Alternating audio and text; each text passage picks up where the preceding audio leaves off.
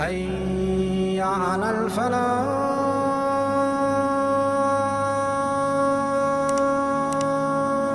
ஜனாசாவை மக்கள் பிரிந்து சென்றதற்கு பிறகு இரண்டு மலக்குகள் வந்து அவரை எழுந்து உட்கார வைத்து கேட்பார்கள், மன் ரப்புக, உன் இறைவன் யார், உன் இறைவன் யார்?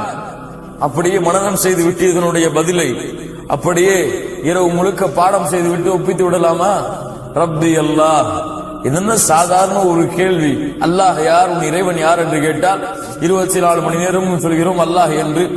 அப்படி என்ன அந்த நேரத்திலும் பதில் சொல்லி விடலாமா? இல்லை கண்ணியத்திற்குரியவர்களே, இது சாதாரண கேள்வி அல்ல. இது ஒரு சாதாரண ஒரு பதிலை சொல்லக்கூடிய கேள்வி அல்ல. மன் ரப்புக என்ற கேள்வி.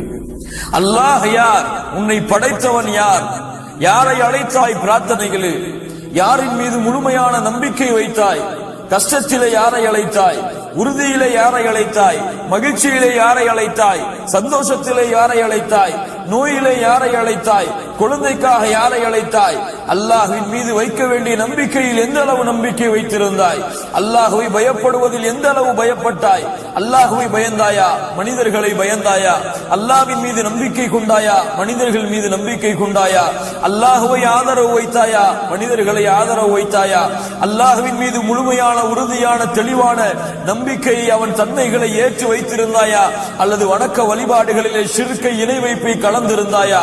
இந்த எல்லா தன்மையிலும் தௌஹீதிலே சுத்தமாகி தூய்மையாகி பரிசுத்தமாகி எல்லா அம்சங்களிலும் யார் முழுமையாகி அல்லாஹ்வை ரப்பாக ஏற்று அவர் அதிலே உறுதியாக இருந்தார்களோ அவர்களால் தான் சொல்ல முடியும் ரப்பி அல்லாஹ், என்னை படைத்த இறைவன் அல்லாஹ், என்னை பரிபாலித்தவன் அல்லாஹ், எனக்கு உணவளித்தவன் அல்லாஹ், என்னை காத்தவன் அல்லாஹ், என்னை ஆதரவு வைத்தவன் அல்லாஹ்.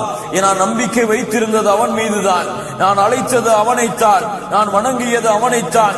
வணக்க வழிபாடுகள் அத்துணை தன்மைகளையும் அத்துணை வகைகளையும் அவன் ஒருவனுக்கு மட்டும்தான் நான் செலுத்தி அவனுடைய வணக்க வழிபாட்டிலே வேறு யாரையும் கூட்டாக்காமல் சமமாக்காமல் இணையாக்காமல் ஷிர்கை கலக்காமல் அவன் ஒருவனை வணங்கினேன்.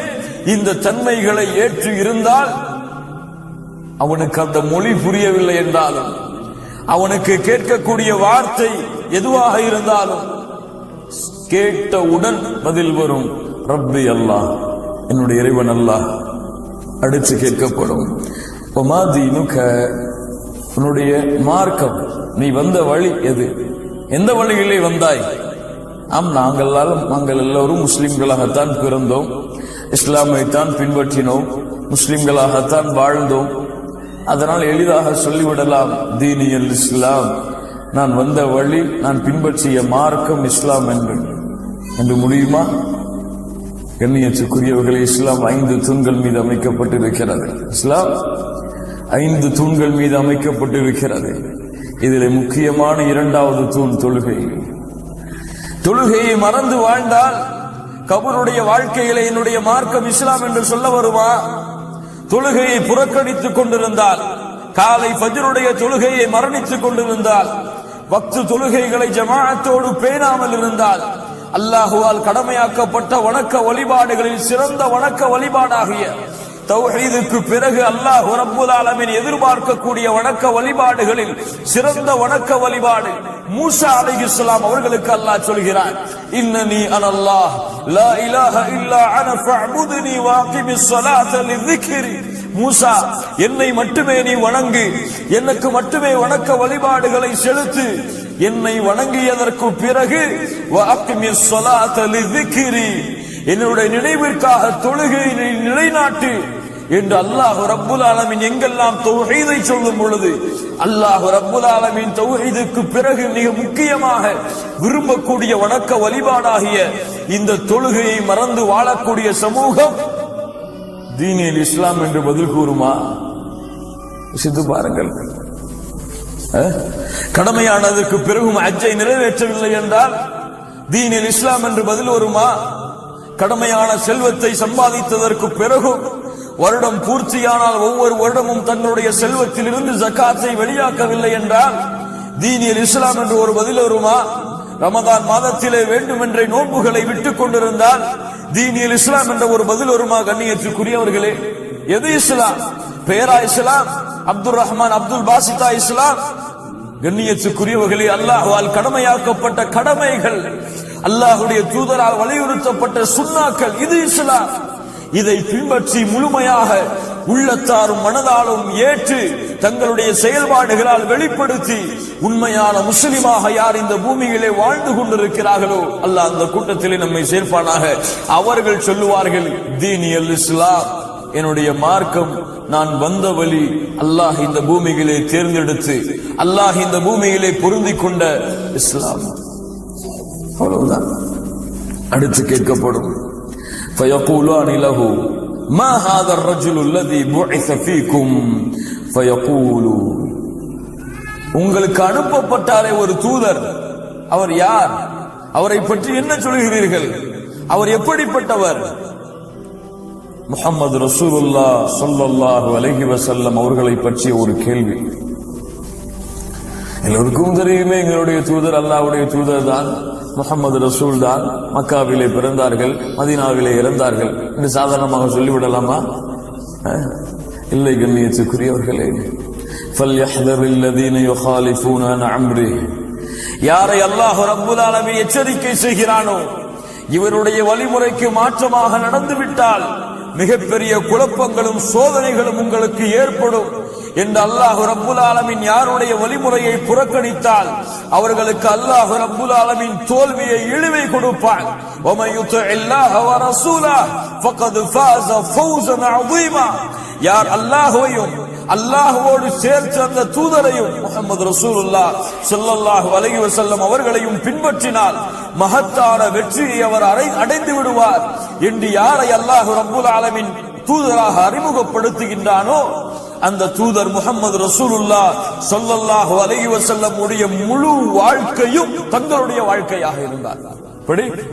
முழு வாழ்க்கையும் தங்களுடைய வாழ்க்கையாக்கி தங்களுடைய சொல்லிலே, தங்களுடைய செயல்பாடுகளிலே, தங்களுடைய குணங்களிலே, தங்களுடைய பழக்க வழக்கங்களிலே, தங்களுடைய நடைமுறை வாழ்க்கையிலே, தங்களுடைய வியாபாரத்திலே, தங்களுடைய தொழிலிலே, தங்களுடைய மனைவியிடத்திலே, தங்களுடைய குழந்தைகளிடத்திலே, தங்களுடைய குடும்பத்தார்களிடத்திலே யார் இந்த முஹம்மது ரசூலுல்லாஹ் ஸல்லல்லாஹு அலைஹி வஸல்லமாக வாழ்ந்தார்களோ, சாதாரண வார்த்தைகள் நான் சொன்ன விஷயம் கண்ணியத்துக்குரியவர்களே, அந்த முஹம்மது ரசூலுல்லாஹ் ஸல்லல்லாஹு அலைஹி வஸல்லம் உடைய வாழ்க்கையை தங்களுடைய வாழ்க்கையிலே உயிர்ப்பித்தார்களோ அவர்கள் சொல்லுவார்கள் ஹுவ ரசூலுல்லாஹி ஸல்லல்லாஹு அலைஹி வஸல்லம், இவர்தான் அல்லாஹ்வால் அனுப்பப்பட்ட தூதர், அல்லாஹ்வால் அனுப்பப்பட்ட ரசூல் முஹம்மது ஸல்லல்லாஹு அலைஹி வஸல்லம். அவ்வளவுதான். அல்லாஹு அக்பர். அடுத்து فيقولان له وما علمك فيقول قرأت كتاب الله آمنت به وصدقت فينادي مناد في السماء, வானத்திலிருந்து அழைப்பு வரும், அன் ஸதக அப்தி, என் அடியான் உண்மையை கூறினான், அன் ஸதக அப்தி, என் அடியான் உண்மையை கூறினான், فأفرشوه من الجنة وألبسوه من الجنة وافتحوا له بابا إلى الجنة, அவனுக்கு சொர்க்கத்துடைய ஆடையை அனுபவியுங்கள், சொர்க்கத்துடைய விரிப்பை அவனுக்கு நீங்கள் விரியுங்கள், சொர்க்கத்தின் வாசலை அவனுக்கு நீங்கள் திறந்து வையுங்கள், கபர் விசாலமாகட்டும்.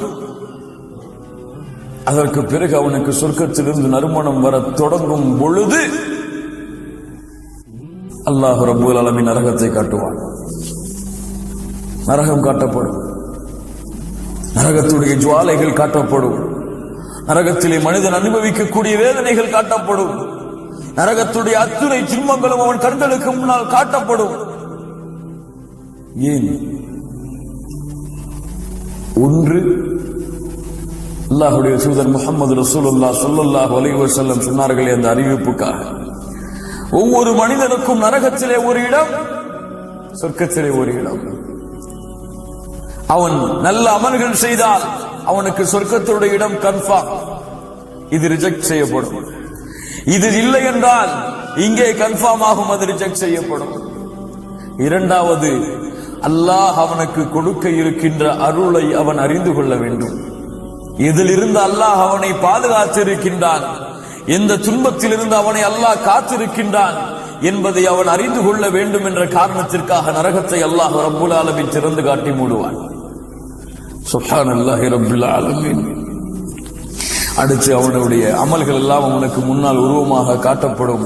அப்போது சொல்லுவான், அகிமிஸ் ஸாஆ, நம் கனௌமத்தில் அரூஸ், ஒரு புதுமகன் தூங்குவது போல உறங்கு என்று சொன்னவுடன் சொல்லுவான், ஏன் உறக்கம்? அகிமிஸ் ஸாஆ, மறுமையை ஏற்படுத்துங்கள் இப்போதே. ஏன்? ஏதோ சில இன்பங்கள் தான் எனக்கு சொர்க்கத்தில் இருந்து கிடைக்கிறது, முழு இன்பத்தையும் அனுபவிக்க வேண்டும். அகிமிஸ் ஸாஆ, மறுமையை விரைவுபடுத்துங்கள். சுப்ஹானல்லாஹி ரப்பில் ஆலமீன். சொல்லுவார்கள், மனிதா, அது எப்போதெல்லாம் உனக்கு கிடைக்காது, நீ தூங்க, அல்லாஹ் மறுமையை ஏற்படுத்துவான். அந்த மனிதன் தூங்குவதற்கு தயாராவான். மறுமை வரை அவனுக்கு உறக்கம் தான். அல்லாஹ் அந்த கூட்டத்தில் நம்மை ஆக்குவானாக. அதற்கு பிறகு பாவம் செய்த ஆத்மாவாக இருந்தால், குற்றம் செய்த ஆத்மாவாக இருந்தால், பாவிகளுடைய உயிரை கைப்பற்றக்கூடிய மலக்குகள் உயிரை கைப்பற்றி வானத்திற்கு கொண்டு சென்று தூக்கி எறியப்பட்ட அந்த உயிர் மறுபடியும் பூமிக்கு கொண்டு வரப்படும். கபரிலே விசாரணைக்காக வைக்கப்படும். அந்த காலடி சத்தத்தை கேட்டு முடிந்ததற்கு பிறகு அவர்களையும் எழுப்பி உட்கார வைக்கப்படும். கேட்பார்கள், மன் ரப்புக, உன் இறைவன் யார்? அல்லாஹுவை ஏற்றுக்கொண்டிருந்தாலும், அல்லாஹுவை ரப்பாக இந்த பூமியிலே தெரிந்து கொண்டிருந்தாலும், அதிலே உறுதியாக இல்லாமல் அல்லாஹ்விற்கு செய்யக்கூடிய வணக்க வழிபாடுகளை அல்லாதவர்களுக்கு செய்தார்களோ, அல்லாஹுவை அழைத்து பிரார்த்திக்காமல் யார் அல்லாஹுடைய நல்லடியார்களை தர்காக்களிலே சென்று அழைத்து பிரார்த்தித்தார்களோ, யார் அல்லாஹ்வின் மீது முழுமையான நம்பிக்கை வைக்காமல் அல்லாஹ்விடத்திலே தங்களுடைய தேவைகளை கேட்டு முறையிடாமல் அல்லாஹுடைய நல்லடியார்களிடத்திலே தேவைகளை கேட்டு முறையிட்டார்களோ, அவர்கள் அல்லாஹுவை என்று தெரிந்திருந்தாலும் அந்த தன்மைகளை அல்லாஹ்வுக்கு மட்டுமே சமமாக்காமல், அல்லாஹ்வுக்கு மட்டுமே தூய்மையாக்காத காரணத்தால் என்ன கேட்கிறீர்கள், எனக்கு அதை பற்றிய ஞானம் இல்லை என்று சொல்லிவிடுவார்கள். அல்லாஹ் பாதுகாப்பானாக. அதற்கு பிறகு கேட்கப்படும், உமா தீனுக, எது மார்க்கம், எது இஸ்லாம், எது உன்னுடைய வழி? முஸ்லிமாக இருந்தாலும் சரி, பேரளவில் முஸ்லிம்களாக இருந்தாலும் சரி, லா இலாஹ இல்லல்லாஹுவை நாவால் கூறியிருந்தாலும் சரி, அல்லாஹுடைய தீன் வாழ்க்கையில் இல்லை என்றால், அல்லாஹுடைய வணக்க வழிபாடுகள் வாழ்க்கையில் இல்லை என்றால், குறிப்பாக அல்லாஹ்வால் கடமையாக்கப்பட்ட அந்த 5 கடமைகள் அவர்களுடைய வாழ்க்கையிலே செயல்பாடாக இல்லை என்றால், எனக்கு தெரியாது, அதை பற்றிய ஞானம் இல்லை. மூன்றாவதாக கேட்கப்படும், இந்த மனிதரை பற்றி என்ன சொல்கிறாய்? அல்லாஹுடைய தூதர் முஹம்மது ரசூலுல்லாஹ் ஸல்லல்லாஹு அலைஹி வஸல்லம் அவர்களை தூதராக ஏற்று இருந்தாலும் சரி, பின்பற்றவில்லை என்றால், எனக்கு தெரியாது, இதை பற்றிய ஞானம் எனக்கு இல்லை என்று சொல்லி விடுவார்கள். அவ்வளவுதான். வானத்தில் இருந்த அழைப்பு வரும். வானத்தில் இருந்த அழைப்பை யுனாதி முனாதி மினஸ் ஸமா அன் கதப் ஃபஃப்ரிஷூஹு லஹு மின் நார். அவன் பொய் கூறுகிறான், அவனுக்கு அது தெரியவில்லை, அவன் மறுத்து விட்டான். அவனுக்கு நீங்கள் ஃபஃப்ரிஷூஹு லஹு மினன் நார், நரகத்துடைய விரிப்புகளை அவனுக்கு நீங்கள் விரியுங்கள். வஃப்தஹூ லஹு பாபன் இலன் நார், அவனுடைய கதவை நரகத்தை நோக்கி நீங்கள் திறந்து வையுங்கள். அதனுடைய வெப்பம், அதனுடைய ஜுவாலைகள் அவனை எரித்துக் கொண்டிருக்கும். கபர் அவனை நெருக்கிக் கொண்டிருக்கும். 2 விழா எலும்புகளும் சேர்ந்து விடும் அளவிற்கு அந்த கபருடைய நெருக்கம் அவனை தொடர்ந்து கொண்டிருக்கும். அல்லாஹ் எப்போது நாடுகிறானோ அதுவரை, அல்லது மறுமை நாள் வரை. பாதுகாப்பானாக. சுப்ஹானல்லாஹ். சம்பட்டுகளை கொண்டு மலக்குகள் அவனை அடித்துக் கொண்டே இருப்பார்கள். அவனுக்கு அந்த வேதனையை கொடுப்பதற்கு முன்னதாக சொர்க்கத்தை அல்லாஹ் திறந்து காட்டுவான். சுப்ஹானல்லாஹ். அல்லாஹ்வுடைய சோதனையை பாருங்கள். சொர்க்கம் திறந்து காட்டப்படும். இங்கே பார், சொர்க்கத்துடைய இன்பங்களை பார்த்து ரசிப்பான். சொல்லப்படும், இங்கே உனக்கு ஒரு இடம் இருந்தது, இங்கே உனக்கு ஒரு இடம் இருந்தது, ஆனால் இதற்கு நீ தகுதியானவன் அல்ல, நீ போக வேண்டிய இடம் அடுத்து வரப்போகிறது என்று சொர்க்கத்தை மூடி நரகத்திலே செலுத்தப்படும். யோசித்து பாருங்கள், கொஞ்சம் சிந்தித்து பாருங்கள். அது காட்டவில்லை என்றால் கூட அந்த வேதனையை அனுபவிப்பது அதுவும் சிரமம்தான். அதை காட்டி இருந்து வேதித்தால், வேதனை செய்தால் எப்படி இருந்திருக்கும் அவனுக்கு? தொழாதவன் எப்படி துடித்திருப்பான், நோன்பு வைக்காதவன் எப்படி துடித்திருப்பான், கடமையானதற்கு பிறகும் ஜகாத்தை வெளியாக்காதவன் எப்படி துடித்திருப்பான், ஹஜ்ஜை நிறைவேற்றாதவன் எப்படி துடித்திருப்பான், அல்லாஹ்வுடைய வணக்க வழிபாடுகளை புறக்கணித்தவன் எப்படி துடித்திருப்பான், அல்லாஹ் ஹலாலாக்கிய சம்பாத்தியத்தை சம்பாதிக்காமல் வட்டியிலே அல்லாஹ்வால் தடுக்கப்பட்ட முறைகளிலே சம்பாதித்தவன் எப்படி துடித்திருப்பான். அதை விட்டிருந்து அங்கே சென்றிருக்கலாமே. எவ்வளவு தூக்கத்தில் இருந்தாலும் எழுந்து தொழுது இருக்கலாமே. எவ்வளவு நோயிலே கஷ்டத்திலே சிரமத்திலே இருந்தாலும் பள்ளியிலே அதான் சொல்லப்பட்ட பிறகு பள்ளிக்கு சென்றிருக்கலாமே என்ற ஆசை வருமா வராதா? முடியுமா? 1000 முறை எழுந்து சென்று அல்லாஹ்விடத்திலே அனுமதி கேட்டாலும் நடக்குமா? 1000 முறை அல்லாஹ்வை சுப்ஹான் அல்லாஹ் சுப்ஹான் அல்லாஹ் என்று புகழ்ந்தாலும் அல்லாஹ்வுடைய இரக்கம் வருமா? 1000 முறை செய்த பாவங்களுக்காக அல்லாஹ்விடத்திலே தௌபா செய்து மன்றாடினாலும் முடியுமா? முடியாது. அவ்வளவுதான். கபருடைய வேதனை அன்றில் இருந்தவனுக்கு தொடக்கமாகும். சுப்ஹானல்லாஹி ரப்பில் ஆலமீன். கண்ணியத்துக்குரியவர்களை, இந்த கபருடைய வாழ்க்கையை பற்றிய சிந்தனை நம்முடைய உள்ளத்திலே எந்த அளவு இருக்கிறது?